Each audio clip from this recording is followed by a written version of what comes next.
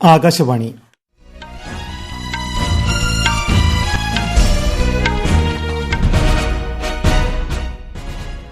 നമസ്കാരം. വാർത്തകൾ വായിക്കുന്നത് അനിൽകുമാർ.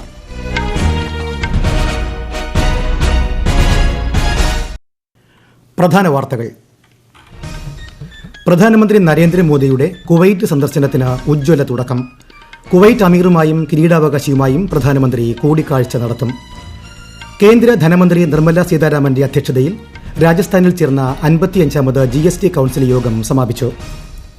കേന്ദ്ര സർക്കാരും ഏഷ്യൻ വികസന ബാങ്കും $350 ദശലക്ഷം വായ്പാ കരാറിൽ ഒപ്പുവച്ചു. വിപണി ഇടപെടൽ വഴി വിലക്കയറ്റം ഫലപ്രദമായി തടഞ്ഞു നിർത്താൻ കേരളത്തിന് സാധിക്കുന്നതായി മുഖ്യമന്ത്രി പിണറായി വിജയൻ. പ്രസിഡന്റ്സ് ട്രോഫി വള്ളംകളിയിൽ കിരീടമണിഞ്ഞ് വിയപുരം ചുണ്ടൻ.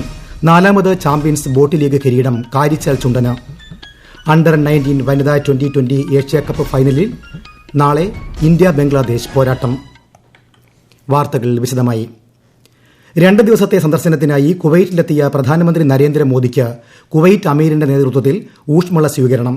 പ്രധാനമന്ത്രിയെ ഇന്ത്യൻ പ്രവാസികളും വരവേറ്റു. 101 വയസ്സുള്ള മുൻ ഇന്ത്യൻ വിദേശകാര്യ ഓഫീസർ മംഗൾ സെൻ ഹന്തമായും രാമായണവും മഹാഭാരതവും അറബിയിലേക്ക് വിവർത്തനം ചെയ്ത അബ്ദുള്ള അൽ ബറൂൺ അറബിക് പതിപ്പുകൾ പ്രസിദ്ധീകരിച്ച അബ്ദുൾ ലത്തീഫ് അൽ നെസഫ് എന്നിവരുമായും ശ്രീ മോദി കൂടിക്കാഴ്ച നടത്തി. പ്രധാനമന്ത്രി ഇപ്പോൾ ഷെയ്ഖ് സാദ് അൽ അബ്ദുള്ള സ്പോർട്സ് കോംപ്ലക്സിൽ സംഘടിപ്പിക്കുന്ന പരിപാടിയിൽ ഇന്ത്യൻ പ്രവാസികളുമായി സംവദിക്കുകയാണ്. സന്ദർശനത്തിന്റെ ഭാഗമായി പ്രധാനമന്ത്രി ബയാൻ കൊട്ടാരത്തിൽ ആചാരപരമായ ഗാർഡ് ഓഫ് ഓണർ സ്വീകരിക്കും. തുടർന്ന് കുവൈറ്റ് അമീറുമായും കിരീടാവകാശിയുമായും കൂടിക്കാഴ്ച നടത്തും. 26ാമത് അറേബ്യൻ ഗൾഫ് കപ്പിന്റെ ഉദ്ഘാടന ചടങ്ങിലും പങ്കെടുക്കും. സന്ദർശനം വിവിധ മേഖലകളിൽ ഇന്ത്യ കുവൈറ്റ് സൌഹൃദം ശക്തിപ്പെടുത്തുമെന്ന് സാമൂഹ്യ മാധ്യമ പോസ്റ്റിൽ പ്രധാനമന്ത്രി കുറിച്ചു.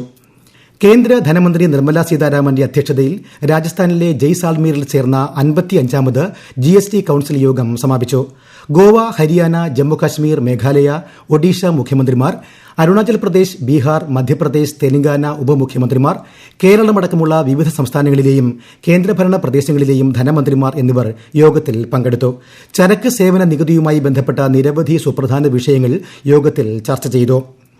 വടക്ക് കിഴക്കൻ സംസ്ഥാനങ്ങളെ രാജ്യത്തിന്റെ മറ്റ് പ്രദേശങ്ങൾക്ക് തുല്യമാക്കുകയാണ് കേന്ദ്ര സർക്കാരിന്റെ ലക്ഷ്യമെന്ന് കേന്ദ്ര ആഭ്യന്തരമന്ത്രി അമിത്ഷാ. അഗർത്തലയിൽ നടന്ന നോർത്ത് ഈസ്റ്റേൺ കൌൺസിലിന്റെ 72ാമത് പ്ലിനറി യോഗത്തെ അഭിസംബോധന ചെയ്യുകയായിരുന്നു അദ്ദേഹം. കഴിഞ്ഞ 10 വർഷം വടക്ക് കിഴക്കൻ മേഖലയുടെ വികസനത്തിന് ഏറെ നിർണായകമായ കാലഘട്ടമായിരുന്നുവെന്നും ശ്രീ അമിത്ഷാ പറഞ്ഞു. 81,000 करोड़ रुपया की योजनाएं अब तक बन चुकी हैं. रोड कनेक्टिविटी में 41,000 की योजनाएं बन चुकी हैं. हवाई अड्डे के 64 रूट नए चालू हुए हैं और अब बाकी जो बचा है काम भी द्रुत गति से 3 साल में समाप्त करने का काम हमने लक्ष्य रखा है. വടക്ക് കിഴക്കൻ മേഖലയിൽ സമാധാനം നിലനിർത്തേണ്ടത് സുപ്രധാനമാണെന്നും കേന്ദ്ര ആഭ്യന്തരമന്ത്രി വ്യക്തമാക്കി.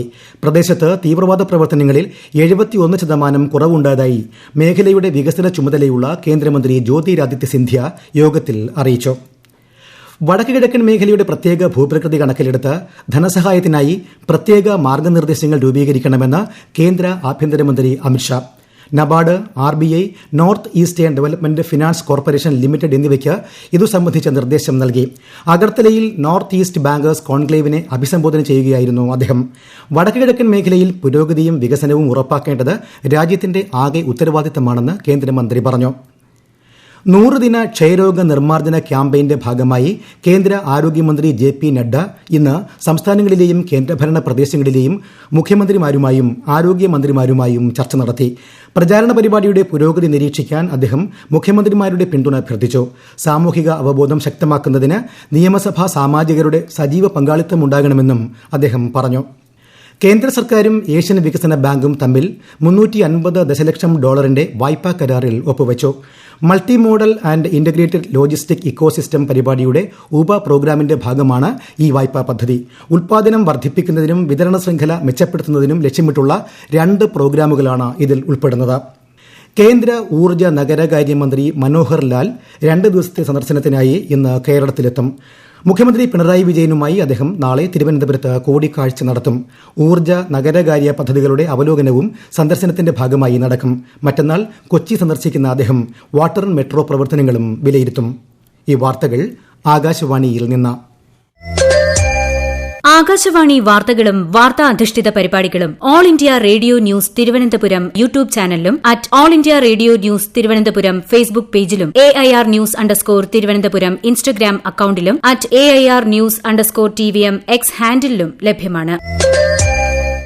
വിപണി ഇടപെടൽ വഴി വിലക്കയറ്റം ഫലപ്രദമായി തടഞ്ഞു നിർത്താൻ കേരളത്തിന് സാധിക്കുന്നതായി മുഖ്യമന്ത്രി Pinarayi Vijayan. Supplyco Christmas new year ഫെയറുകളുടെ സംസ്ഥാനതല ഉദ്ഘാടനം തിരുവനന്തപുരത്ത് നിർവഹിക്കുകയായിരുന്നു അദ്ദേഹം. സാധാരണക്കാരും പാവപ്പെട്ടവരും വിലക്കയറ്റം മൂലം പൊറുതിമുട്ടരുതെന്ന കാഴ്ചപ്പാടാണ് സംസ്ഥാന സർക്കാരിനുള്ളത്. നെല്ലിന്റെയും നാളികേരത്തിന്റെയും ഉൽപാദനക്ഷമത നല്ല രീതിയിൽ വർദ്ധിപ്പിക്കാൻ സാധിച്ചതായും മുഖ്യമന്ത്രി പറഞ്ഞു. ഈ മാസം 30 വരെ നീളുന്ന വിപണന മേളയിൽ 13 ഇനം സബ്സിഡി സാധനങ്ങൾക്ക് പുറമെ ശബരി ഉൽപ്പന്നങ്ങളും 10 മുതൽ 40% വിലക്കുറവിൽ ലഭ്യമാകും. ക്രിസ്മസിനോടനുബന്ധിച്ച് റെയിൽവേ വിവിധ സോണുകളിലായി 149 സ്പെഷ്യൽ ട്രെയിൻ സർവീസുകൾ നടത്തും. ക്രിസ്മസ് ശബരിമല സീസണോടനുബന്ധിച്ച് കേരളത്തിന് പ്രത്യേക ട്രെയിനുകളും അനുവദിച്ചു. 10 സ്പെഷ്യൽ ട്രെയിനുകളാണ് വിവിധ ഇടങ്ങളിൽ നിന്നായി കേരളത്തിലേക്കും തിരിച്ചും സർവീസ് നടത്തുക. ശബരിമല തീർത്ഥാടകരുടെ സുഗമമായ യാത്രയ്ക്കായി കേരളത്തിലേക്കും തിരിച്ചും 416 പ്രത്യേക ട്രെയിൻ ട്രിപ്പുകളും പ്രഖ്യാപിച്ചിട്ടുണ്ട്. കേരളത്തിന് പ്രത്യേക ട്രെയിൻ അനുവദിച്ച കേന്ദ്ര റെയിൽവേ മന്ത്രി അശ്വിനി വൈഷ്ണവിന് കേന്ദ്ര സഹമന്ത്രി ജോർജ് കുര്യൻ നന്ദി അറിയിച്ചു.